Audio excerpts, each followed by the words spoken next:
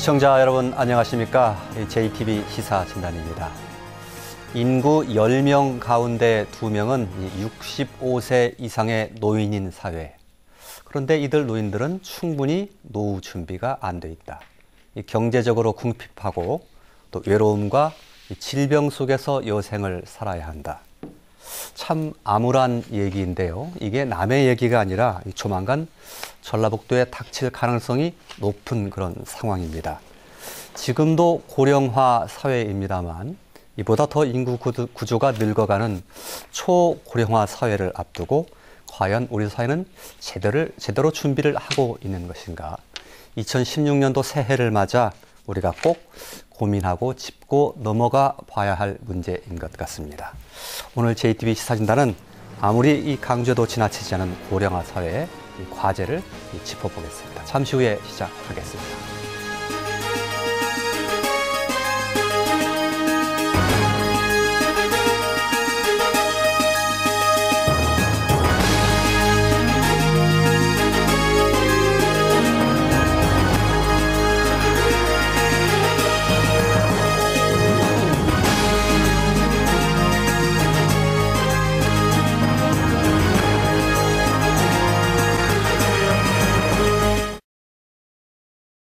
대원 칸타빌은 특별해요. 온 가족의 일상생활을 특별하게 만들어주니까요. 글로벌 주거 문화를 이끄는 대원 칸타빌 공간에 공감해보세요. 공간에 공감하다. 미장지구 대원 칸타빌. 네, JTB 시사진단. 오늘은 이 고령화 사회 이 대책을 주제로 토론하겠습니다. 그럼 먼저 오늘 함께 해주신 분들 소개하겠습니다. 한국노인인력개발원 호남지역본부의 남상현 본부장 와주셨습니다. 네, 안녕하십니까. 군산대학교 사회복지학과의 백옥미 교수 함께해 주셨습니다. 예, 안녕하십니까. 전북연구원의 이중섭 연구위원 함께해 주셨네요. 네, 안녕하세요. 전주 금암노인복지관의 서양열 복지관장님 나오셨습니다. 자, 본격적인 이야기 시작하기에 앞서서요. 오늘 토론 주제 짧게 담은 영상이 준비되어 있습니다. 보신 후에 이야기 시작하겠습니다. 고령화 문제는 우리 사회가 감당해야 할 가장 큰 과제 가운데 하나다. 전라북도의 경우 2019년이면 노인 인구 비율이 전체 인구의 20%가 넘는 초고령 사회에 진입할 것으로 전망된다. 노인 문제는 빈곤과 질병, 그리고 외로움으로 요약할 수 있다. 우리나라의 경우 노인 빈곤율이 OECD 국가 중 가장 높다. 노후에 충분한 소득이 없어 빈곤에 시달리는 노인이 많다는 뜻이다. 공적연금 제도는 부실하고 노인을 위한 일자리도 크게 부족해 이에 대한 대비책이 절실하다. 노인 일자리가 있다고 해도 관에서 제공하는 저임금형 일자리가 대부분이다. 일자리는 노인의 빈곤뿐만 아니라 노인의 고독과 무의의식을 해결하는 데도 꼭 필요하다. 일을 하면서 다른 사람들과 소통하고 이를 통해 보람을 얻는다면 노인의 고독감을 달래는 데 큰 힘이 될 수 있다. 특별히 공동체 생활이 어려운 도시의 노인들, 혼자 사는 독거노인들의 외로움을 막아줄 방안도 필요하다. 나이가 들어 각종 질병에 시달리지만 치료비가 없어 힘든 시간을 보내는 노인들도 적지 않다. 질병을 앓고 있는 노인들을 돌봐줄 의료와 보호제도도 정비돼야 한다는 지적이 많다. 초고령 사회의 길목에 놓여 있는 2016년 전라북도. 우리가 함께 고민하고 해결해야 할 일은 무엇인지 짚어본다. 네, 토론 시작하겠습니다. 앞서 화면에서도 잠깐 나왔습니다만 먼저 전라북도의 이 고령화의 정도를 좀 한번 짚어보고 이 문제들을 해결을 해보도록 하겠습니다. 전라북도에 지금 고령화율이 한 17% 정도 된다고 제가 통계로 이렇게 들은 것 같은 대충 수치가 맞습니까, 이준석 연구위원님? 네, 맞습니다. 예. 지금 한 33만 명 정도 되고요. 전체 인구의 한 17% 정도 되고 있습니다. 예, 이게 2030년에 가면 30% 정도 될 것이다. 이런 것이죠. 네. 네. 그러면 전체 인구 가운데 10명 중에 3명 정도는 65세 이상이 이제 노인 인구다 이런 건데요. 이게 이 정도 비율이면 어느 정도의 의미가 있는 겁니까? 지금 17%도 그렇고 또 앞으로 30%도 그렇고요. 우선은 가장 큰 문제가 이제 고령화가 빨라지게 되고 노인 인구 비율이 높아지게 되면 이제 고령 인구가 많아지는 것이고 또 고령 인구가 많아지게 되면 건강에 취약한 어르신이 많아지는 것이고 예. 그다음 노인 의료비도 증가할 수밖에 없는 구조거든요. 예. 또 그리고 현재 부양의식도 매우 변화하고 있기 때문에 독거노인도 매우 증가하고 있는 것도 중요한 예. 또 문제 중에 하나고요. 예. 이런 문제 때문에 고령화의 속도라든지 고령 인구가 많아진다고 하는 것은 그만큼 사회적 부담이 늘어날 수밖에 없는 구조다라고 하는 것이죠. 그럼에도 불구하고 현재 정부의 정책이나 이런 정책들이 지금 이 노인 인구의 증가 속도에 맞게 정책이 마련되고 있지 못하기 때문에 아마도 지금 향후에는 좀 더 시급한 대응들이 필요할 것 같습니다. 예. 사회 모습이 이제 크게 이제 바뀌는 건데요. 그래서 우리가 이제 이 노령화 문제를 그래서 걱정하고 거기서 미리 좀 준비를 하고 대비를 해야 된다. 이런 뜻일 것 같습니다. 고령화 속도가 굉장히 좀 빠르다고 하던데요. 지금 어느 정도 뭐 대한민국 또는 뭐 전라북도 고령화 속도가 혹시 빠른지 어떤 분이 설명해 주실 수 있으신가요? 저희 현재로서는 일본 지역이 지금 가장 빠른 세계 최고 고령 국가이지 않습니까? 근데 우리나라가 지금 불과 2030년도에는 일본을 추격할 것으로 나타나고 있을 정도로 압축적 고령화가 된 이후에 초고령화까지 속도가 굉장히 빠른 세계 최고로 빠른 국가로 지금 집계되고 있습니다. 그렇기 때문에 이렇게 빨리 고령화가 진행된다는 것은 그만큼 우리 사회가 충분히 대비할 시간이 부족하다는 것을 의미하고요. 그런 징후들이 여러 군데에서 지금 나타나고 있죠. 벌써부터. 지금 노인 빈곤 문제 계속 OECD 국가에서 지금 저희 나라가 노인 빈곤율 1위가 지금 10년이 넘은 일이거든요. 10여 년 넘게 49%, 우리 전체 노인들의 49%가 절대 빈곤에 시달리고 있는 것으로 나타나고 있는데요. 이것은 사실 최저 생계비 기준이거든, 절대 빈곤율은요. 최저 생계비가 1인 가구일 경우에 한 61만 원 정도 되는데 그곳에 못 미치는 분들이 전체 노인 중에 거의 50%, 49.6%고 또 혼자 사는 노인의 경우에는 한 77%가량 되기 때문에요. 엄청난 빈곤율에 현재도 빈곤 상태에 놓여 있고 향후에도 이런 추세는 더 가속화될 것으로 예고되고 있어서 정말 문제가 아닐 수 없고요. 여러 가지 아까 이 박사님이 말씀하신 의료비 부담으로 인한 사회적 부담, 지출, 그다음에 소비 악화로 인한 전반적인 경제 위축. 소비가 위축돼서 경제가 위축되면 일자리도 안 생기고요. 굉장히 악순환의 구조가 우려되는 게 현실인 것 같습니다. 그렇게 고령화 속도가 좀 빨리 진행되는 것은 일정 구간 안에 들어있는 인구가 너무 밀집되어 있기 때문에 나타나는 현상이겠죠. 그래서 아마 이렇게 고령화 속도가 좀 빠른 거겠죠. 말씀하신 대로 그렇게 이제 고령화 속도가 빠르다 보니까 여러 가지 나타나는 사회 문제에 대해서 대처할 시간이 상대적으로 좀 부족하거나 좀 모자랄 수 있다. 이런 말씀이 있으셨던 것 같습니다. 그렇게 나타나는 고령화 사회의 문제점 중에 대표적으로 지금 얘기가 되는 것이 이제 노인들의 이제 경제적인 문제인 것 같아요. 방금 언급해 주셨는데 지금 OECD 국가 중에서 이 한국의 노인 빈곤율이 47% 됩니까? 이 정도로 해서 OECD 평균보다도 굉장히 많이 높다고 하던데요. 이건 또 어떤 의미를 지니고 있는지 우리 서양렬 관장님 어떠십니까? 어떤 좀 설명을 해주신다면요. 좀 전에 저희가 토론 시작하기 전에 영상에서도 봤듯이 취약한 공적연금 시스템에서 기인한다고 볼 수 있을 것 같습니다.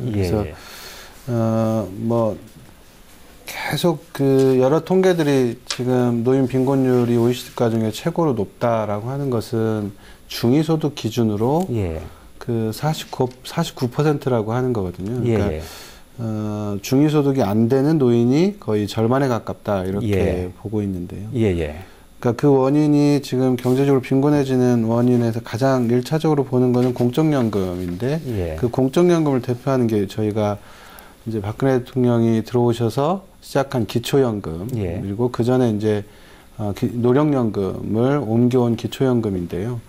기초연금이 과연 우리 어르신들의 삶을 제대로 지탱할 수 있느냐라고 하는 걸 놓고 보면 아직도 굉장히 취약한 형편이고요. 예. 전국적으로 놓고 보면 기초연금 수급이 한 66% 정도 되고 예. 서울은 한 58% 정도 이렇게 수급하는 걸로 나와 있고요. 기초연금의 경우요? 네네네. 예. 전라북도는 76% 정도 기초연금을 수급을 하고 있어요. 예. 전국에서 한 4번째로 기초연금을 많이 수급하고 그분들이 있는. 20만 원을 다 수령하는 건 아니죠? 평균 17만 원 정도 이렇게. 예. 17만 8천 원 정도 수급하는 걸로 이렇게 돼 있더라고요. 그래서 그런데 이제 우리가 이 기초연금 수급하는 분들 중에 국민연금을 수급하는 분들을 보니까 이분들이 한 253만 명 정도 되거든요. 예. 그래서 253만 명이 받는 평균 국민연금이 32만 3천 원이거든요. 예. 17만 8천 원을 합치면 61만 원, 최저생계비에 턱없이 모자라는 정도의 지금 금액을 받고 있는 형편이어서 이 기초연금이 도입이 된 거는 참 감사하고 고마운 일이지만 아직도 우리 어르신들의 삶을 지탱하기는 굉장히 취약하다. 그것 때문에 경제적으로 노인 빈곤 문제가 갈수록 심각해지고 있다. 이렇게들 이제 평가를 하고 있고요. 또 하나는 이제 이 노인 빈곤이 심각해지는 이유 중에 하나는 우리 어르신들의 오랫동안 자식에 대한 삶에 사랑하는 자식에게 모든 걸 물려주는 삶의 패턴이 여전히 기인하고 있거든요. 그래서 저희들도 현장에서 보면 어르신들이 일정한 나이가 되면 자식들에게 모든 걸 다 물려주고 본인들은 굉장히 어렵게 생활하고 연금에 의존하는 생활이라든가 이런 생활을 하기 때문에 그 두 가지가 연계돼서 아마 빈곤 문제가 더더욱 심각해지고 있지 않나 이렇게 보고요. 우리 지역은 농촌이잖아요. 농촌적인 경우에는 더더욱이 생산활동이나 이런 거 참여할 수 없는 이런 지점 때문에 이 빈곤 문제가 더욱더 심각하게 대두되고 있습니다. 예. 왜 우리가 이렇게 노인들이 좀 빈곤한가에 대해서 좀 원인 분석을 해 주신 것 같습니다. 이제 뭐 은퇴를 하고 나면 대개 이제 복지가 잘 돼 있는 국가들의 경우에 연금에 기대어서 이제 노후를 보내는 것이 이제 일반적인데요. 우리 경우에는 어찌됐건 뭐 기초연금이 됐건 국민연금이 됐건 충분한 이게 소득이 되지 않다 보니까 그래서 빈곤율이 높고 이게 이제 베이비 부모들이 은퇴가 시작되고 그렇게 세월이 더 이제 흘러가더라도 이게 더 개선될 기미가 지금 보이지 않는 것이죠. 빈곤율이 지금도. 예. 그러니까 국민연금의 소득 대체율이 일정 정도 올라가 줘야 되는데 그 소득 대체율이 만족스럽게 가지 못하고 있고 실제 국민연금을 받는 분들도 그렇게 지금 현재 가입자들이 많은 편이 아니기 때문에 앞으로 2030년 정도 가면 553만 명 정도가 수령한다 이런 통계가 나와 있거든요. 그렇게 따져놓고 보면 굉장히 적은 숫자이기 때문에 실제 이 공적연금을 강화하는 건 매우 심각하게 논의돼야 될 부분 중에 하나라고 얘기하고 있습니다. 예. 취약한 이제 공적연금의 구조, 이제 거기에 반해서 부모와 또 그리고 자식에게 이제 헌신했던 이제 과거의 삶의 역사 이런 것들이 좀 어우러져서 노인 빈곤 문제를 더욱더 심각하게 만들고 있다. 이런 진단이셨던 것 같습니다. 그러면 이 공적연금을 좀 더 강화하는 방안이 하나의 노인 빈곤의 해결책일 수도 있다. 이제 서양렬 관장님 말씀해 주셨는데 어떻게 보시고 나머지 분들은 어떻게 보시는지요? 네. 맞습니다. 앞에서 말씀하셨던 것처럼 OECD 국가 중에서 저희가 이제 49%, 50% 가까이 빈곤이 되고 또 빈곤이 가장 큰 해결책은 저희들이 일을 하거나 또 돈을 만들어내는 구조를 가져야 될 거라고 저희들은 생각을 해요. 그래서 저희가 이제 정부는 작년도에 저희가 한 35만 개 정도의 일자리를 통해서 어르신들에게 소정의 이제 경제적 보충을 하는 것들을 만들어 드렸고요. 또 아까 이제 서 관장님 말씀대로 최저 생계비가 한 60만 3천 원 정도 되는데 그거에 비해서 평균 노령연금이 48만 원 정도 선이라면 뭔가 보충적 소득이 있어야 되겠다라는 것도 이제 필요한 것 같습니다. 그래서 저희가 이제 제3차 저출산 고령사의 기본 계획에 따라서 2020년까지는 노인들에 대한 빈곤율을 한 39%까지 떨어뜨려야 되겠다라고 판단하고 있고 또 그 이후에는 이제 30%까지 축소하겠다는 걸 가지고 있는데요. 저희가 올해는 이제 한 43만 개 정도의 일자리로 저희가 이제 노인인력 개발원이니까 노인 일자리로 노인들에게 노후를 보장하는 그런 경제적 보충을 하는데 보충하고자 노력을 하고 있습니다. 예, 알겠습니다. 노인 일자리 문제는 굉장히 중요하기 때문에 나중에 조금 더 따로 떼어서 얘기해 보기로 하고요. 연금 부분을 이걸 좀 강화할 수 있는 방안이 있느냐 이 부분을 좀 잠깐 더 짚어보도록 하죠. 지금 기초연금 최고 상한액 20만 원 정도 지급하고 있는데 이걸 상향해서 올릴 수 있느냐. 물론 이제 그 어떤 정책적 기조를 가지느냐에 따라서 의지의 문제일 수도 있을 텐데 어찌됐건 국가의 재정이 상당히 그 부담이 되고 또 이게 뭐 세대 간의 또 뭐 이런 연대 문제 이런 것도 좀 있어서 이게 과연 가능할지에 대해서 좀 의견을 좀 주셨으면 좋겠는데 백원경 교수님 어떠신지요? 기초의료연금 문제는 뭐 현재 오히려 더 지자체의 어떤 재정 부담으로 인해서 오히려 줄지 않을까 이런 현실이고요. 우리가 지금 연금 시스템에 크게 뭐 직영연금 있고 직영연금 안에 공무원 본인 뭐 일반 직장에서 본인들이 그 매달 지불한 비용에 대한 직영연금이 있고요. 그다음에 국민연금이 있고 또 그걸 보완해 주는 게 이제 기초노령연금이죠. 그래서 기초노령연금은 요 그 하위 70% 소득에 해당하는 어르신들 중에 그 국민연금에서 좀 모자란 부분을 조금 보조해주는 차원이기 때문에 그렇게 20만 원 한개 내서 하는데요.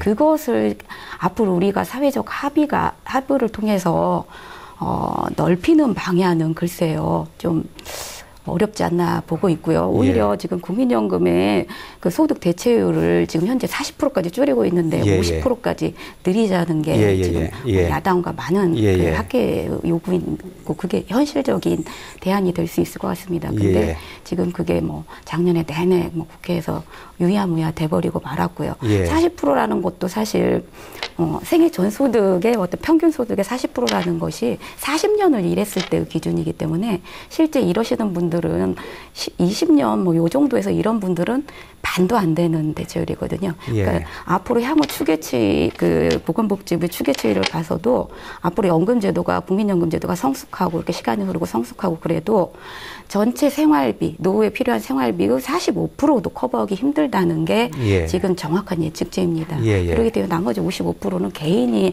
알아서 해야 되는데 개인이 알아서 하는 건 뭐 자식으로 부양을 받던가 본인이 축적한 재산으로 이제 쓰던가 해야 되는데 뭐 아까도 말씀하셨다시피 우리 어르신들이 뭐 부동산을 뭐 주택연금제도도 있고 막 그러는데 자기 재산을 걸고 빼서 쓰는 그런 문화는 아니시기 때문에 매달 내 통장으로 입금되는 돈이 중요한 개념인 것 같은데요. 그런 차원에서 연금밖에 대안이 없는데 그런 차원에서 지금 연금 문제가 상당히 그 소득 대체율을 높이는 차원으로 좀 접근을 하는 게 필요할 것 같고요.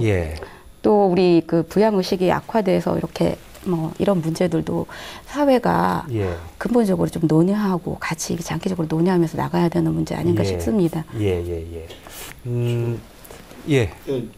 말씀하시죠. 기초연금 부분에서 이게 교수님 말씀하셨던 부분에 국민연금의 소득 대체율을 높였을 때 기초연금을 받는 어르신들이 얼마나 도움이 될까 이거에 대한 우리들 스스로의 고민들이 좀 필요한 것 같고요. 그러니까 실제로 놓고 보면 전체 현재 그 국민연금을 받는 노인이 253만 명 정도라고 지금 나와 있거든요. 근데 전체 700만 노인 중에 440만 명 정도가 연금으로부터 전혀 도움받지 못하고 있는 분이기 때문에 이 기초연금을 강화하는 부분은 그런 측면에서 매우 중요하게 다뤄야 될 측면이다라고 보는 거고요.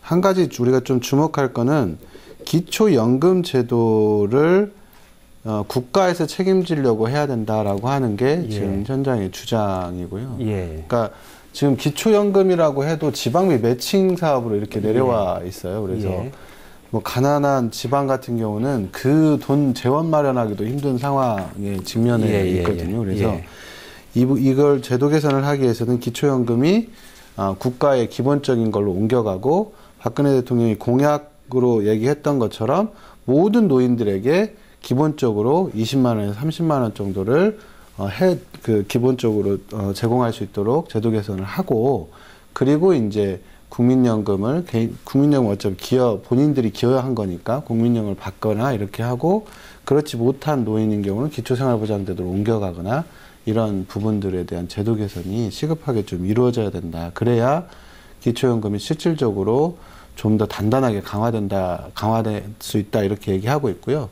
금액 문제가 가장 큰 문제인 것 같아요. 그래서 최소한 한 30만 원 정도까지는 올라가야 되지 않느냐 뭐 이런 요구도 있습니다. 기초노령연금은 바로 즉시 이제 수령할 수 있는 부분이 되는 거지 않습니까? 그렇게 하고 국민연금은 문제점이라는 게 이제 오랫동안 납입을 해야 받을 수 있는 구조예요. 지금 현재 고령화가 진행되고 있는 이 당장의 이제 어르신들에 대해서 어떻게 해줄 거냐를 놓고 따지면 사실은 국민연금보다 기초노령연금에 관심을 더 많이 가져야 된다는 게 지금 필요하다고 저는 생각을 합니다. 그래서 뭐 장기간의 납입을 전제로 얘기하는 국민연금보다는 기초노령연금을 조금 더 강화하는 쪽으로 소득 강화를 해주는 것이 더 지금 선결 조건이 아닌가라고 판단이 됩니다. 알겠습니다. 뭐 국민연금 제도도 사실은 뭐 굉장히 좀 뭐라 그럴까요? 부족한 대목이 많지만 부분이 많지만 그마저도 수급을 못 받는 분들이 꽤 많으니까 그 부분을 좀 기초연금으로 좀 메워줄 수 있는 그런 제도를 좀 더 강화하고 확충하자 이런 말씀이셨고 지금 한 상한액이 한 20만 원 정도 되는데 최소한 30만 원 정도는 돼야 되지 않겠느냐. 또 그리고 국가에서 전적으로 책임을 져야 되지 않겠느냐. 이런 주장들의 말씀이셨던 것 같습니다. 다만 이제 제가 조금 궁금한 것은 지금도 사실은 보육 예산을 둘러싸고 정부와 시도교육청 간의 이런 힘겨루기가 있고요. 또 복지 예산이 계속 다른 부분에도 쓰일 부분이 많을 텐데 과연 그게 국가가 감당할 만한 여력이 되느냐 하는 데서 조금 의문이 있어서 어떻게 바라보시는지 그분들을 좀 질문을 드렸던 것 같습니다. 혹시 그 부분에 관해서 의견이 있으신지요? 우선 이제 기초연금 같은 경우는 이제 서관장님 말씀처럼 노인 빈곤 문제는 특정 지역만의 문제가 아니고 모든 지역이 다 갖고 있는 공통적 문제이기 때문에 재원 부분은 국가가 전액 책임지지 않고 지방비 일정 부분을 강제하고 있다고 하는 것은 분명히 문제인 것 같고요. 그리고 향후에도 이게 기초연금이라고 하는 것이 현재 20만 원 수준이 작다라는 것에 대한 사회적 합의가 있기 때문에 향후에 늘어난다라고 하는 가정을 한다고 한다면 향후에도 이걸 지방비 부담을 강제할 경우에 상당 부분의 다른 사업들이 위축될 가능성이 있다라고 하는 것이고요. 그런 점에서 기초연금 같은 노인 빈곤의 문제를 국가의 책임하에서 100%의 국고 사업 추진하는 것이 적당하지 않겠냐 이렇게 보고 있는 겁니다. 알겠습니다. 혹시 이게 지방비를 계속 부담하라고 한다면 어느 좀 재정 자립도가 낮은 곳에서는 두 손을 들게 되는 상황이 오게 될 수도 있는 거 아닙니까? 어느 시군 같은 경우는 예를 들면 전라북도 같은 경우에 14개 시군 중에 지금 10개 시군이 노인 인구가 20%를 초과한 초고령 사회거든요. 임시 순창 같은 경우 이미 30%를 초과했기 때문에 상당 부분의 재원이 기초연금의 재원 부담 마련에 투입될 수밖에 없고 그렇다고 한다면 나머지 예산을 가지고 복지에 다른 사업을 해야 되지만 그 사업이 위축될 가능성이 매우 높죠. 그런 점에서 보게 되면 이제 기초연금 같은 경우는 적어도 국가의 책임하에서 100%의 국고보조로 추진되는 것이 적당하겠다 이렇게 보고 있습니다. 그리고 거기다 더 해서 국민연금의 소득 대체율도 지금 40% 정도로 돼 있는데 50% 정도로 상향시키는 방향으로 정책적 방향을 들어서 가는 게 좋겠다 이렇게 주장하고 계시는 거죠? 단기적인 효과로는 지금 말씀하셨듯이 기초노령연금을 강화하는 그것일 것이고요. 장기적으로는 어떤 다른 연금들 국민연금을 지금 현재는 46% 정도 되는 것으로 알고 있습니다. 소득 대체율 근데 40%까지 줄이고 있기 때문에요. 그래서 그걸 단계적으로 또 인상하는 그게 대안이 될 것 같습니다. 그러니까 연금 형태의 소득 보장이 돼야 된다라는 게 이제 확실한 알겠습니다. 어쨌든 거기에도 굉장히 많은 논쟁들이 있다는 것은 다 주지의 사실이고요. 노인 국민연금 재정의 고갈 문제 이런 들이 다 얽혀가지고 굉장히 복잡한 문제이긴 한데 어쨌든 그런 방향으로 가는 게 좋겠다는 제안의 말씀을 주신 걸로 하겠습니다. 그렇게 하더라도 사실 노인들의 삶이 사실 윤택하거나 충분한 것은 아닙니다.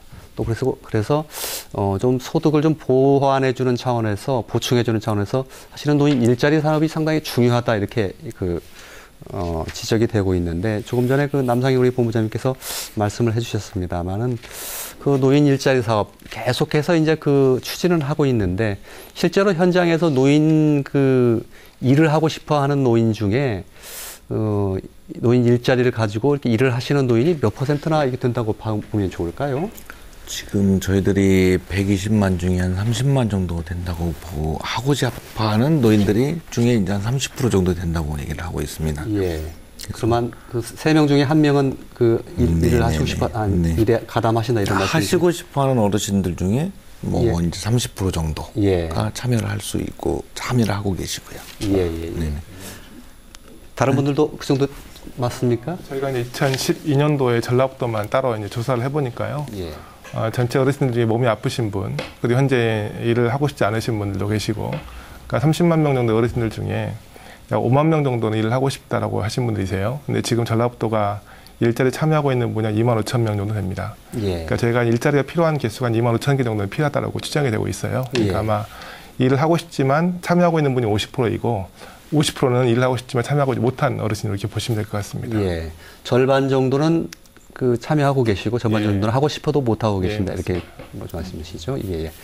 그 일자리에 사실은 그 참여하고 그 개수도 중요하지만 그 일자리의 질과 그 내용도 상당히 중요한 것 아니겠습니까? 지금 현재에 어떻게 보십니까? 일자리의 지금 뭐 질이라든가 이런 부분에 대해 내용에 대해서는요. 평가하신다면. 그 일자리 담당한 우리 남상현 본부장님 계시지만 저희가 예. 현장에서 평가할 때는 예.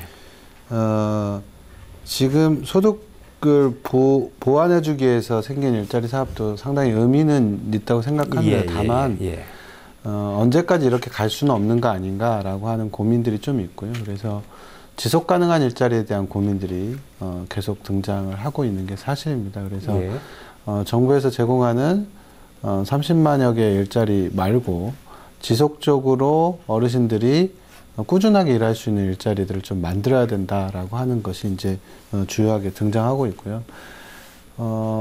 여기에 플러스 이제 고령자들의 취업, 실업 이런 문제들이 단순히 그냥 국가가 공공근로성의 일자리 예산만 주어서 되느냐 아니면 고령자 고용제도를 일정 정도 바꿀 필요가 있느냐 이런 고민들은 화두는 계속 등장하고 있는 것 같아요. 그래서 저는 개인적으로 그 고령자를 고용하는 기업에 대한 세제 감면이라든가 이런 것들 좀 과감하게 좀 이제는 가야 될 필요가 있을 것 같고요. 또 하나는 이제 고령자 의무 고용제도에 대한 고민도 진지하게 논의할 때가 됐다. 그래서 고령자에 대한 의무 고용을 이제 국가 차원에서 제도적으로 검토하면서 실제 이게 이제 그 정년 문제하고도 연관돼 있긴 하지만 고령자를 의무적으로 고용할 수 있는 사업장들을 뭐 300인 이상이든 500인 이상이든 시작해보는 것 자체가 굉장히 의미가 있는 거 아니냐 그런 의견들을 갖고 있습니다. 예를 들면 뭐 그 장애인의 경우에 뭐 몇 인 이상 사업장 되면 의무적으로 고용해야 되는 뭐 그런 비율 같은 게 정해져 있지 않습니까? 그런 것처럼 노인에게도 그걸 적용하는 방안을 지금은 고민을 해볼 시점이 됐다 이런 말씀이신 것 같고 그 지속 가능한 일자리가 좀 부족하다는 말씀은 일자리가 어느 정도 가다가 끊기고 이렇다는 말씀이신가요? 그렇죠. 일자리가 지금은 이제 그 10개월에 20만 원 또는 뭐 종류에 따라 좀 다르긴 하지만 보편적으로 그 정도거든요. 근데 생계형 일자리를 찾는 분들인 경우에는 더더욱이나 이런 관에서 제공하는 일자리는 한계가 분명히 있을 수밖에 없기 때문에 그러니까 그 최소한 그 생활을 위한 일자리를 하는 분들인 경우에 그런 부분들을 뭐 고령자 친화기업이라든지 아니면 고령자 전문기업이라든지 이런 것들을 잘 만들어갈 필요가 있을 것 같고요. 이제 그런 부분들은 우리 남상현 본부장이 훨씬 더 설명을 해줄 수 있을 것 같습니다. 그거 말씀하시기 전에 제가 좀 궁금해서 한 가지 여쭤보면 관에서 제공하는 일자리의 경우에 보통 얼마 정도가 수입으로 노인들이 받고 계십니까? 그러니까 보통 1년에 200만 원 정도라고 보시면 되고요. 1년에 200만 원이요? 한 달에 20만 원이 좀 못 되는 거네요? 그러니까 10개월이니까 한 달에 20만 원 정도. 20만 원 정도. 다른 사업장에는 1년에 한 180만 원 뭐 이런 정도 사업장도 있고요. 연중하는 데도 있습니다. 그러니까 약간 좀 다변화되긴 했거든요. 근데 이제 요게 이제 아까 우리가 고민했던 부분하고 같아요. 그래서 국민연금을 받는 분이 32만 원 정도, 여기 플러스 20만 원 하면 52만 원 정도의 한 달 수익 구조가 되는 거거든요. 그러니까 이 부분이 취약하기 때문에 좀 더 그 생계적으로 고민하는 분들은 좀 더 늘어나기를 원하는 거거든요. 최소한 일자리도 30에서 40만 원 정도로 가주는 일자리들이 생겼으면 좋겠다. 예. 연중 참여하면서 그렇게 되는 일자리가 있었으면 좋겠다. 이런 예. 고민들을 어르신들이 얘기하는 거고, 예. 그러니까 저희들도 이제 그런 일자리가 생기기를 계속 요청하고 있고. 예. 그건 그 주로 관에서 공공근로 형태로 제공하는 일자리이기 때문에 그런 한계가 있는 겁니까? 그렇죠. 아무래도 이제 그건 지침이 나와가지고 진행되는 거기 때문에 예. 그거에 따른 한계가 분명히 있을 수밖에 없습니다. 예.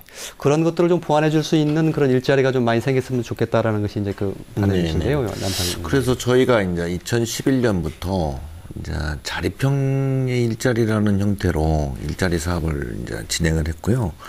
그 자립형 사업 중에는 지금 아까 이제 관장님 말씀하셨던 고령자 친화 기업, 또 시니어 인턴십 사업, 예. 또 시니어 직능 클럽 이렇게 형태로 저희가 이제 자체적으로 민간을 끌어들이는 민간 자본과 형성되는 일자리들을 좀 만들려고 좀 준비를 했고요.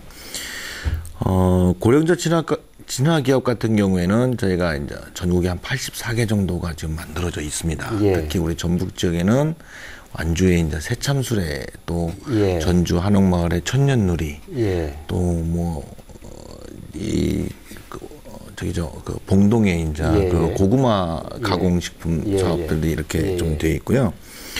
인턴십 같은 경우에는 저희가 매년 124개 정도의 운영기관을 운영을 하고 있고요. 그 안에서 어르신들에게 한 5,000명 정도의 일자리를 만들어 드리고 있습니다. 이는 예. 정부에서 지원하고 있는 일자리와는 좀 다르게 예. 민간에서 이제 예산을 들여갈 수 있도록 하고 또 어르신들이 가지 못하던 부분을 한번 가보는 역할을 만들어보는 일자리들을 개발을 하고 있습니다. 예. 그래서 뭐 패스트푸드점에 이제 크루 뭐 아니면 영화관에 뭐 검표원 이런 형태들이 어르신들이 할 수 있는 일자리 좀 개발하는 게 저희들 목표고요. 그다음에 이제 젊은 사람들이 하는 일자리들을 좀 바꿨으면 좋겠다라는 생각을 합니다. 예를 들어서 저희가 좀 이제 많지 않은 한 100여만 원 정도 이하의 일자리들은 가능하면 노인들이 할 수 있는 구조로 가는 게 좋겠다. 그리고 예. 또 100만 원 이상의 일자리들은 젊은 친구들이 할 수 있는 일자리로 구분이 되는 역할을 좀 한번 해보는 것을 좀 시범으로 한번 풀어가는 것도 괜찮겠다라고 생각해서 저희들이 진행을 좀 하고 있습니다. 그래서 고령친화기업 같은 경우는 대략 평균 임금이 한 7, 8만 원 정도, 인턴십 같은 경우에는 저희가 한 83만 원 정도 이렇게 형태로 일자리가 이루어지고 있고요. 또 어르신들은 이제 4대 보험까지 다 가입하는 것을 목적으로 이제 또 일을 하고 있습니다. 예, 알겠습니다. 이렇게 좀 표현을 바꾸면 어떨까 싶은 생각이 드는데요. 그 좀 표현에는 조금 그 거칠거나 좀 그 말이 적정하지 않을 수도 있습니다만 억지로 그 만들어지는 일자리가 아니라 그 시장에서 좀 그 필요로 하는 그런 일자리가 좀 많이 생겼으면 좋겠다. 특히 노인들이 그런 취지의 말씀을 혹시 이해를 해도 되겠습니까? 네, 이제 어르신들한테 맞춤형 일자리라고 얘기하는 부분이 맞을 것 같습니다. 지금 사회자님께서 말씀하신 대로. 가서 어르신들이 적응을 하거나 또 그분들에게 이제 또 좋아하는 선호하는 일자리들이 좀 됐으면 하는 거 그런 부분이라고 보시면 좀 될 것 같습니다. 그런 부분이 이제 그 충분히 만들어질 수 있는 그 여지나 환경들이 이제 여건이 조성되어 있느냐 이게 상당히 중요할 텐데요. 아까 말씀하셨던 대로 그 부분에 대해서는 이제 그 기업에 대해서 이제 세금을 이제 또 감면해 주거나 아니면 또 세무조사를 유예하거나 아니면 기업에 이제 또 예산을 별도로 지원할 수 있는 방안들 또 아까 하셨던 대로 고령자 고용에 대한 의무 규정이 좀 만들어지거나 하면 지금 말씀하셨던 부분이 좀 쉽게 이루어지지 않을까라는 생각도 들어갑니다.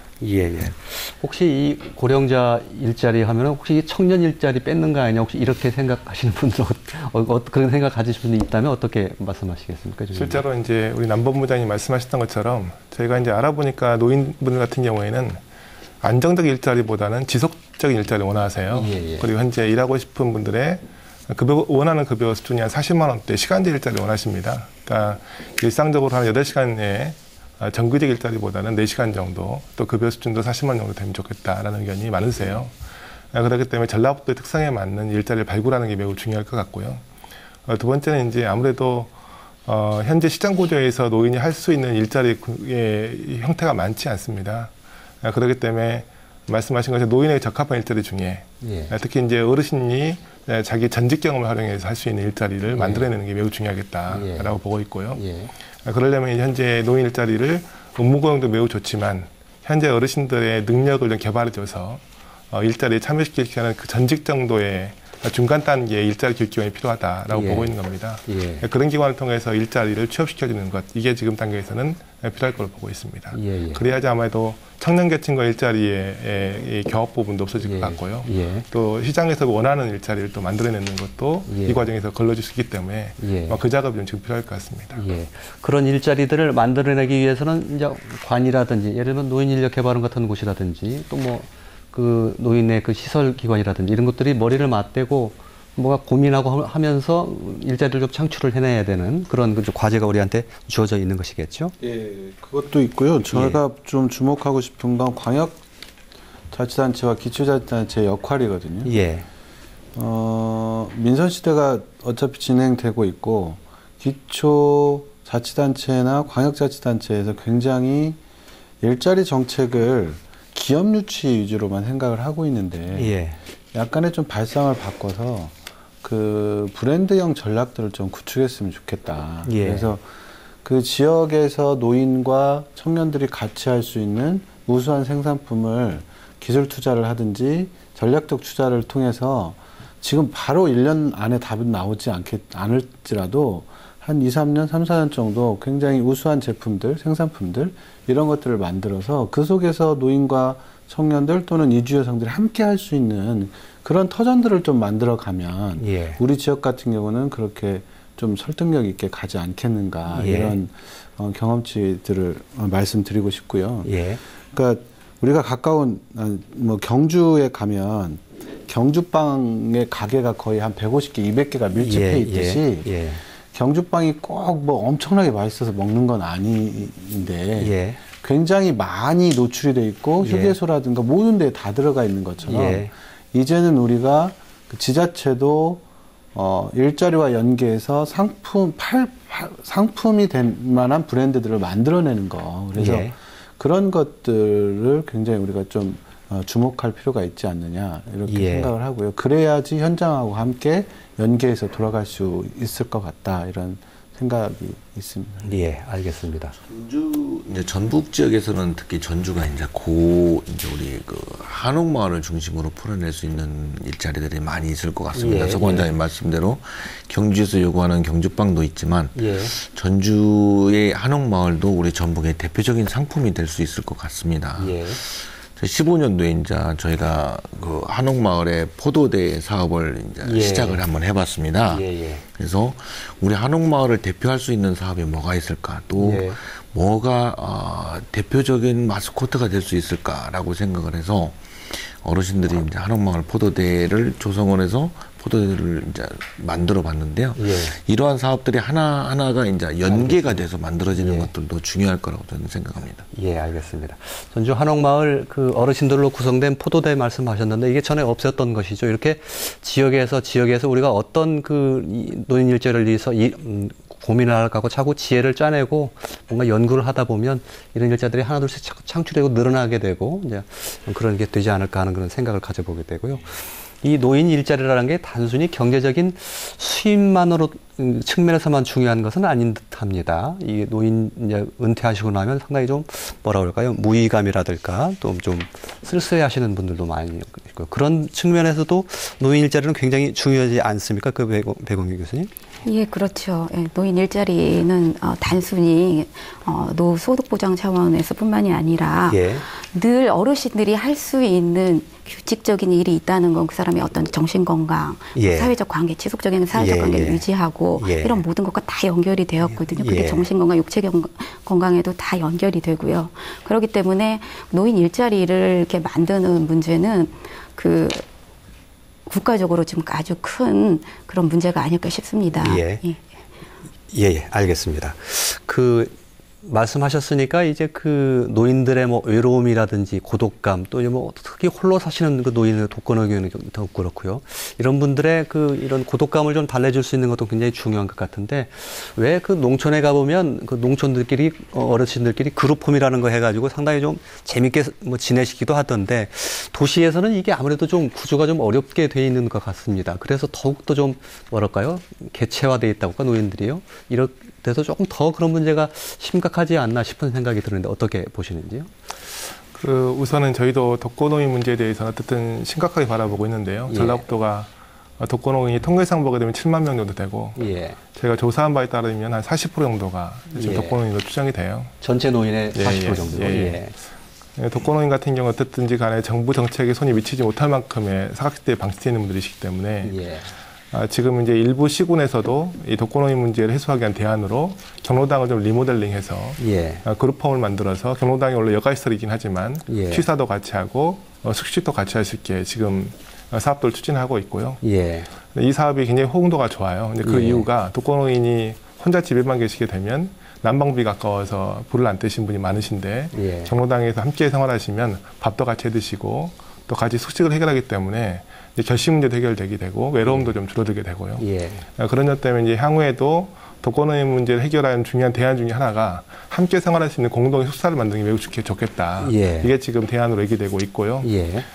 그런 점에서 보게 되면 현재 독거노인을 그냥 집 안에 혼자 방치하는 정도의 대안으로는 현재 지금 늘어나는 독거노인 문제 해결할 수 없겠다라는 것이 예. 문제인 것 같습니다. 예. 도시에서도 지금 그렇게 노인방을 활용해서 그런 그룹홈을 지금 우선 도입하고 있다는 지금은 말씀인가요? 농촌 지역 중심으로 사업을 하고 있고요. 이 사업 예. 원래는 김제시가 이 사업 최초로 예, 예. 지원했고 예. 중앙부처에서는 지금 농림부가 관련 사업 예산을 예. 지원하고 있는데요. 예. 이 사업은 농촌 중심의 사업이기 때문에 농촌의 또 이 지역적 특성이 예. 함께 연대하는 문화가 잘 형성되어 있기 때문에 예. 공동체의 속성을 가질 수가 있는 거거든요. 그렇기 때문에 아무래도 농촌에는 적합한 모형이긴 하지만 도시적으로 아직까지는 이 모형이 지금 되고 있지 않는 것이 있습니다. 예. 도시 지역에는 그러면 어떤 좀 그 대안이라든가 처방이 좀 필요할까요?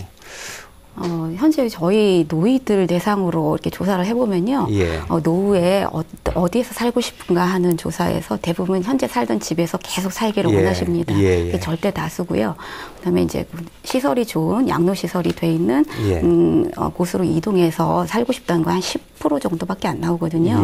그렇기 때문에 현재 주거지를 개선해서 우리가 이제 흔히 말하는 재가복지라고도 쉽게 말하는데요. 그걸 개선하고 어떤 우리 그 지역의 촘촘한 그 서로 그 어떤 요보 노인들을 캐치하고 모니터할 수 있는 또 지원할 수 있는 이런 프로그램을 마련해서 이렇게 촘촘한 복지 그물망을 만드는 게 일단은 대안일 것 같고요. 장기적으로 또 노인이 많이 밀집한 그 도시 외곽 지역, 조금 슬럼가 지역은 그 농촌 지역처럼 공동 거주하는 방향으로 좀 나가는 게 필요하지 않을까 싶습니다.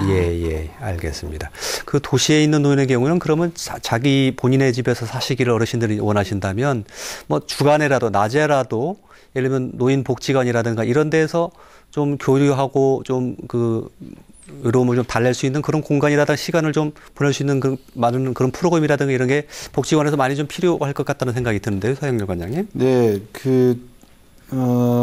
복지관으로 모두 다 오시라고 할 수는 없고요. 저희가 이제 그 지역에 찾아가는 서비스라든가 이런 거를 통해서 어르신들에게 뭔가 활동할 수 있도록 계기를 드리는 게 저희들이 해야 될 일인 것 같고요. 도시형으로 보면 성남시의 경우가 도시의 그룹홈 형태로 운영을 하고 있는 게 있거든요. 기초수급자가 아니라 일반 어르신들이 본인이 희망하면 그 입주할 수 있도록 하는 경우가 있긴 합니다만 전국적으로 크게 지금 이런 사례는 찾아볼 수는 없는 것 같고 다만 저희들이 좀 주목하는 거는 일상을 그냥 하되 한시적으로 굉장히 그 혹한기나 혹서기 너무 춥거나 너무 더울 때 주거 환경이 열악한 분들인 경우에는 도시 지역에서도 일시적으로 공동생활을 통해서 보호할 필요가 있겠다 이런 고민들이 좀 있습니다. 그래서 이제 그런 부분들이 있고요. 그리고 경로당이나 이런 데에 많이 오시기 때문에 그쪽의 서비스를 좀 많이 강화하는 게 저희 복지관이나 지자체에서 고민하는 부분이고요. 그래서 가급적이면 어르신들이 경로당에 많이 오셔서 참여하도록 이렇게 유도를 하고 있는데 이용 안 하시는 분들 꽤 많으셔가지고 이제 그런 부분들의 격차를 좀 줄여가는 그래서 실질적으로 보면은 소외되어 있는데 이 소외되어 있는 어르신들은 여가도 누리지 못할 정도로 여가라고 하는 개념이 없을 정도로 굉장히 격차가 심하거든요. 그래서 그런 걸 줄일 수 있도록 노력하는 게 저희들이 지금 하고 있는 일입니다. 그런 분들이 그 노인 시설을 안 오시는 이유는 왜 그런가요? 식사를 하러 오시기는 하거든요. 점심 식사나 이런 거 하는데 이제 아마도 그 비용 문제도 좀 있으신 것 같고요. 그다음에 이제 그 스스로 이렇게 비교가 너무 많이 되다 보니까 많이 이용을 못 하셔서 문제들이 좀 있고요. 그래서 전국적으로 놓고 보면 노인복지관을 이용하는 어르신들이 한 많이 보면 20% 이내거든요. 그래서 그 외의 어르신들 80% 어르신들 중에는 반절 정도가 경로당을 이용하시고 그 외에는 이제 이용을 안 하시는 그냥 집에 계시거나 동네에 계시거나 이런 분들인데 이런 분들이 많이 올 수 있도록 하는 프로그램들을 만들고 찾아가는 서비스를 하고 이런 게 이제 그 복지관의 약간 변화된 고민들을 해야 될 측면이라고 봅니다. 알겠습니다. 그분들을 좀 뭐랄까 포용하고 끌어안고 같이 가려고 하는 그런 우리 그 사회적인 노력이 좀 필요하다 그런 주문의 말씀으로 알아듣겠습니다. 시간이 거의 다 됐는데 짤막하게 좀 그 노인의 질병 문제 얘기 안 할 수가 없어서요. 그 한 말씀만 좀 들었으면 좋겠습니다. 백옥미 교수님 아니면 이중섭 의원님 어떻게 그 노인의 질병 문제와 관련해서 좀 어떤 그 과제들이 좀 있고 이걸 과제들을 넘기 위한 그 대책들이 필요하다고 보시는지요? 노인 인구가 증가하게 되면 필연적으로 고령 노인이 증가할 수밖에 없는 구조이고 그렇다고 한다면 이제 몸이 아픈 어르신들이 많아질 수밖에 없는 거거든요. 하지만 현대 지금 저희의 요양이라고 하는 것은 몸이 아프신 어르신들의 한 5% 정도만 지금 혜택을 받고 있고 나머지 분들은 사실상 혜택을 못 받고 있거든요. 그렇기 때문에 현재 지금 몸이 아프신 어른들을 돌보기 위한 돌봄의 안전망을 구축하는 게 매우 중요하겠다라고 하는 것이고요. 그렇게 현재 지금 요양보험 체계도 약간 좀 개선될 필요가 있고요. 또 아까 백옥미 교수님께서 말씀하셨던 것처럼 지역에 있는 다양한 복지자원을 연계해서 이제 아프신 어르신들을 돌볼 수 있는 체계를 구축하는 것도 매우 중요한 과제가 되고 있을 것 같습니다. 요양보험 체계를 조금 보충해야 된다는 말씀은 그 어떤 내용이신지요? 지금 저희가 장기요양보험 체계라고 하는 것은 현재 와상노인 정도로 중증인 상태만 혜택을 보고 있고 그렇지 않지만 일상생활이 어려우신 분들은 혜택을 못 보고 있거든요. 전라북도 같은 경우에 혜택 보고 있는 어르신들이 16,000명 정도밖에 안 됩니다. 저희가 보니까 그 정도 수치는 몸이 아프신 어르신들이 한 20%밖에 커버를 못하고 있는 부분이기 때문에 나머지 80%의 어르신들은 몸이 아프지만 혜택을 보지 못하고 있는 계층들이거든요. 근데 이것도 어차피 국가가 운영하고 있는 재정구조와 맞닿아 있기 때문에 국가 예산이 확충돼야 할 부분이긴 하겠지만 어떻든지 간에 이 20%밖에 보호하지 못하고 있는 제도적 개선은 분명히 있어야 될 것 같다는 생각이 들고요. 나머지 이제 80%는 현재 지금 재가복지라든지 다양한 이제 이 복지에 또 보호 안전망이 있습니다. 근데 그런 자원들을 확실하게 지금 연계하지 않으면 나머지 80%의 몸이 불편한 어르신들 같은 경우에 혜택을 보지 못하기 때문에 그분들에 대한 대책이 시급하게 마련될 필요가 있는 것이죠. 알겠습니다. 우리가 노인 장기 요양보험 제도 운영하고 있는데 그 문턱 좀 낮춰야 된다. 맞습니다. 이해하겠습니다. 백옥미 교수님도 혹시 이 질병 문제 관련해서 좀 주문하고 싶은 얘기가 말씀 있으신가요? 최근 그 보도에서 전라북도 이제 진료비 수준이 타 지역에 비해서 뭐 1.5배 수준이 된다. 그리고 특히 가장 많은 진료비를 보인 지역이 순창 지역이었고요. 전국 1위로 나왔고, 뭐 임실, 부안 지역이었고요. 부안 다음에 순창, 임실이 다 10위권 안에 진료비를 노인들이 진료비를 많이 부담하는 지역으로 나왔습니다. 그래서 왜 그런가? 이 지역들은 그 다 아시겠지만 뭐 농어촌 지역이죠. 농어촌 지역의 특수성은 어르신들이 혼자 지내시고 어르신들끼리만 지내시고 대부분 농어촌 일에 종사하고 계속 있으십니다. 계속 어떤 의미의 노동을 계속 하고 계시고요. 그러다 보니까 그분들의 지금 그 주로 무슨 뭐 어디가 아파서 병원을 가셨는가 이런 또 데이터를 보니까 그 척추 질환이 많은 것으로 나타났습니다. 그래서 노인성 질환들이죠. 이걸로 인해서 이 노인들이 그 저희 그 농어촌 지역 노인들이 상당히 그 의료 이용을 많이 하고 있고요. 그 말 자체는 그렇게 아프시고 요보되는 노인층이 다른 지역보다 높다고 볼 수 있는데요. 이 문제는 뭐 사실 질병의 문제는 소득, 정신건강 뭐 다 연결돼 있어서 사회적 적정 수준의 어떤 생활비 걱정이 없고 뭐 가족이나 사회 공동체가 기능을 하고 그러면은 질병도 안 걸리고 몸도 안 아프고 몸도 안 아프면 정신도 좋습니다. 근데 그런 차원에서 봤을 때 우리 전라북도 이렇게 어르신들의 진료 비율이 높다는 것은 총체적으로 어르신들이 어려운 상황에 있는 것이 아닌가 저희가 추측해 볼 수 있는 문제고요. 그래서 이렇게 다각적으로 접근해야 될 문제인 것 같습니다. 알겠습니다. 그 전라북도의 일부 지역 중에서 그 전국 평균 대비 굉장히 진료비가 노인 진료비가 높은 곳이 있는데 그 따져보면 다 그 까닭이 있다 이런 말씀이셨던 것 같습니다. 크게 봐서 그 노인 문제, 고령화 문제를 좀 짚어본다고 진단해 봤는데 시간이 다 돼서 좀 그 마무리 말씀을 들을 시간이 다 된 것 같습니다. 한 30초 정도밖에 시간을 못 드릴 것 같은데 꼭 이것만은 우리가 고령화 시대를 맞아서 준비하고 지금부터라도 시작해야 된다라고 주문하고 싶은 것을 말씀해 주시면 어떨까 싶은 생각이 드는데 우리 이중섭 연구위원 먼저 부탁드리겠습니다. 네, 예. 앞서 얘기했던 것처럼 노인의 빈곤 문제, 또 돌봄의 문제, 건강의 문제 모두가 다 사실은 재원과 긴밀히 연결되어 있는 문제이고요. 예. 그렇지만 현재 지금 정부의 재원은 매우 한정적이기 때문에 지금 단계에서부터라도 노인 문제 해결의 해법으로 좀 증세가 논의가 필요하지 않을까 이렇게 보고 있고요. 예. 두 번째는 이제 노인 문제는 단순히 특정 지역만의 문제가 아니기 때문에 국가가 책임을 지고 재원을 확충하는 방안들을 모색하고 전달체계라든지 부족한 부분을 메꾸는 작업들을 중앙의 책임하에서 이루어지는 것이 매우 필요하겠다라고 하는 것들을 좀 말씀드리고 싶습니다. 예, 증세 논의가 시작돼야 되고 또 국가 책임이라는 그런 의식을 확립해가는 것도 중요하겠다라는 말씀이셨습니다. 서양열 관장님. 네. 노인에게 투자하는 게 낭비인가? 예. 결코 그렇지 않다고 생각합니다. 결국 노인들에게 가는 돈은 젊은이들에게 내려오는 돈이거든요. 우리 사회 문화상. 그러면 노인들에게 연금을 강화하고 일자리를 늘려주고 하는 것은 젊은 사람들에게도 큰 도움이 되는 거기 때문에 그런 측면에서 연대의 정신으로 이 문제를 극복하기 위한 고민과 노력이 함께 있었으면 좋겠습니다. 예. 청년과 노년층의 연대를 말씀하시는 거죠? 청년과 노년의 연대 포함해서 예. 우리 그러니까 그 일반 서민들, 예. 그다음에 시민들 이 문제를 함께 풀어가는 연대의 가치와 정신이 공유돼야 된다고 생각합니다. 예, 알겠습니다. 남상현 본부장님. 예. 네. 고령자가 된다는 것은 선택이 될 수가 없습니다. 예. 고령자는 필연이고요. 또 저희가 노후를 준비한다는 것은 사실은 갈수록 부담이 더 커진다고 저는 생각을 하고 있고요. 청년이기에 나는 늙지 않는다고 보는 게 아니고요. 예. 같이 고민을 할 수 있는 구조가 좀 만들어졌으면 좋겠고요. 더군다나 정부만이 이 책임을 질 수 있다고 생각은 하진 않습니다. 예. 그래서 민간도 더불어서 어르신들에게 만들어질 수 있는 맞춤형 일자리나 아니면 같이 더불어 갈 수 있는 일자리들을 같이 고민할 수 있는 구조가 좀 됐으면 하는 생각을 가지고 이 시간을 좀 저는 말씀을 드리고 싶습니다. 예. 네네. 배공희 주님께도 부탁을 좀 드리겠습니다. 예. 예.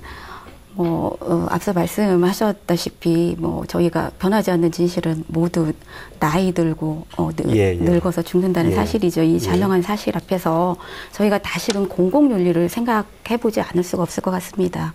우리 지금 부양의식의 약화네, 이 노인 일자리 문제에서 세대 간 갈등 여러 문제가 불거지고 있는데요. 이런 것을 근본으로 돌아가서 도움이 필요한 사람에게 도움을 주는 것은 우리의 공동체의 책임이라고 봅니다. 그런 차원에서 노인 문제도 똑같이 접근해야 될 것 같고요. 그래서 미래의 그 해법은 공동체의 복원으로 인한 서로 돌봄망을 상호회적인 돌봄망을 구축하는 것이 미래의 대안이라고 생각합니다.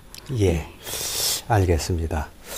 그 고령화 시대를 제대로 준비하지 않으면 재앙이 다가올 수도 있다는데 그에 비하면 우리 사회의 준비가 너무 안일하다는 그 지적과 비판이 꽤 있어 왔지요. 엉뚱한 얘기가 될 수도 있겠지만 그런 측면에서 다가오는 총선이 매우 중요할 수도 있겠다 이런 생각을 좀 해보기도 듭니다. 자, 오늘 토론 모두 마치겠습니다. 함께해 주신 시청자 여러분 대단히 고맙습니다.